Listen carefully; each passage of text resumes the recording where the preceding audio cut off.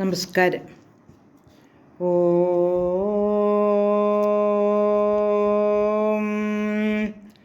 ഓം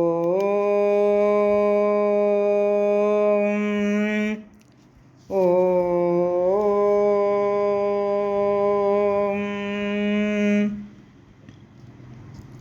സർവമംഗളമംഗല്യേ ശിവേ സർവാർത്ഥസാധികേ ശരണ്യേ ത്രയംബകേ ഗൗരി നാരായണി നമോസ്തുതേ. ഓം മഹാദേവ്യൈ നമഃ. ശ്രീമദ് ദേവി ഭാഗവതം ദ്വിതീയ സ്കന്ധം അധ്യായം 4. ഇപ്പോൾ ശന്തനു മഹാരാജാവ് ഗംഗാദേവിയെ ഭാര്യയായി സ്വീകരിച്ചിരിക്കുകയാണ്. പക്ഷേ ഭാര്യയാകുന്നതിന് മുൻപ് അങ്ങേ ഞാൻ ഭർത്താവായി വരിക്കണമെങ്കിൽ ഞാൻ പറയുന്ന കാര്യങ്ങൾ എല്ലാം അങ്ങ് നിഷേധിക്കാതെ ചെയ്യണമെന്ന് ഗംഗാദേവി അപേക്ഷിക്കുന്നു. അപ്രിയമായിട്ട് ഒന്നും പറയുകയും ചെയ്യരുത് എന്നും കൂടി പറയുന്നു.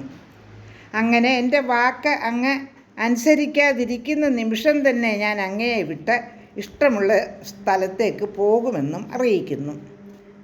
ഇതെല്ലാം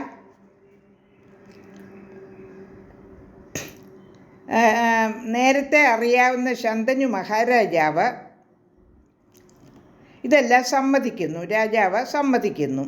അങ്ങനെ ഗംഗാദേവി രാജാവിനെ ഭർത്താവായി വരിക്കുകയും ചെയ്തു. അങ്ങനെ അവർ സുഖമായിട്ട് കഴിഞ്ഞുകൊണ്ടിരിക്കുമ്പോൾ അവൾ ഗർഭിണിയായി തീർന്നു. പക്ഷെ കുഞ്ഞ് ജനിച്ച ഉടനെ തന്നെ അവൾ പുത്രനെ ഗംഗയിൽ എറിഞ്ഞ് കൊന്നുകളഞ്ഞു. വസു എന്നായിരുന്നു ആ പുത്രൻ്റെ പേര്. അങ്ങനെയാണല്ലോ വസു കുടുംബം എങ്ങനെയാണ് ഉത്ഭവിച്ചതെന്നാണല്ലോ ഈ അധ്യായത്തിൽ പ്രധാനമായിട്ടും പറയുന്നത്.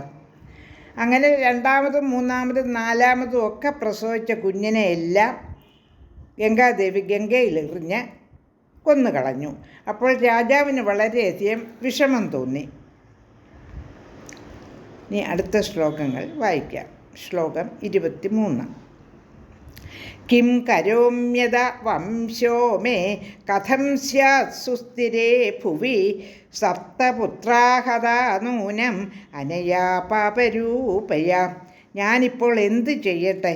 എൻ്റെ വംശം ഭൂമിയിൽ എങ്ങനെ നിലനിൽക്കും? എൻ്റെ 7 പുത്രന്മാരെ ഈ പാപരൂപിണി കൊന്നുകളഞ്ഞല്ലോ. ശ്ലോകം 24. നിവാരയാമി യതി മാം ത്യക്ത്വായാസ്യതി സർവഥാ അഷ്ടമോയം സുസംതൃപ്തോ ഗർഭോ മേ മനസീപ്സിത. ഇതിൽ നിന്ന് ഇവളെ തടഞ്ഞാൽ ഇവൾ എന്നെ വിട്ടുപോകുമെന്ന് തീർച്ചയാണ്. ഇവൾ എൻ്റെ ആഗ്രഹം പോലെ ഇവൾക്കിത് 8ാമതും ഗർഭവും ഉണ്ടായിരിക്കുന്നു. ശ്ലോകം 25. ന വാരയാമി ചേതദ്യ സർവധേയം ജലേ ക്ഷിപേത് ഭവിതാ വാ നവാചാഗ്രേ സംശയോയം മമാത്ഭുതഃ. ഇപ്പോൾ തടഞ്ഞില്ലെങ്കിൽ ഇവൾ അതിനെയും വെള്ളത്തിലെറിയും. ഇനിയും സന്താനം ഉണ്ടാകുകയോ ഉണ്ടാകാതിരിക്കുകയോ ചെയ്യാം. എനിക്കത് സംശയമുണ്ട്. ശ്ലോകം 26. സംഭവേപി ച ദൃഷ്ടേയം രക്ഷയേദ്വാന രക്ഷയേത് ഏവം സംശയിതേ കാര്യേ കിം കർത്തവ്യം മയാധുന. ഉണ്ടായാൽ തന്നെ ഈ ദുഷ്ട അതിനെ രക്ഷിക്കുമോ അതോ നശിപ്പിക്കുമോ? ഇങ്ങനെ സംശയാസ്പദമായ കാര്യത്തിൽ ഇപ്പോൾ ഞാൻ എന്താണ് ചെയ്യേണ്ടത്? ശ്ലോകം 27. വംശസ്യ രക്ഷണാർത്ഥം ഹി യത്ന കാര്യം പരോ മയാ തത കാലേ യദാ ജാതാ പുത്രോ യമഷ്ടതോ വസുഹു. വംശം നിലനിർത്താൻ ശ്രമിക്കുകയാണ് ഞാൻ പ്രധാനമായി ചെയ്യേണ്ടത്. കാലമെത്തിയപ്പോൾ 8ാമത്തെ വസു പുത്രനായി ജനിച്ചു. ശ്ലോകം 28. മുനേറിയേന ഹൃദാധേനുർ നന്ദിനി സ്ത്രീജിതേന ഹി തം ദൃഷ്ട്വാ നൃപതി പുത്രം താം ഉവാച പദൻ പദേ. വസിഷ്ഠധേനുവായ നന്ദിനിയെ അപഹരിച്ച സ്ത്രീജിതനായ വസുവാണ് പുത്രനായി ജനിച്ചത്. ആ പുത്രനെ കണ്ടിട്ട് രാജാവ് കാൽക്കൽ വീണ് അവളോട് പറഞ്ഞു. ശ്ലോകം 29. ദാസോസ്മി തവ തന്വങ്കി പ്രാർത്ഥയാമി ശുചിസ്മിതേ പുത്രമേകം പുഷാമ്യേനം ദേഹി ജീവിതമധ്യമേ.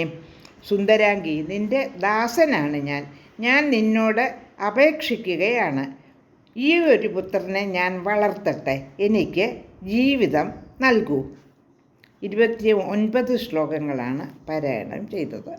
ലോകാ സമസ്ത സുഖിനോ ഭവന്തു.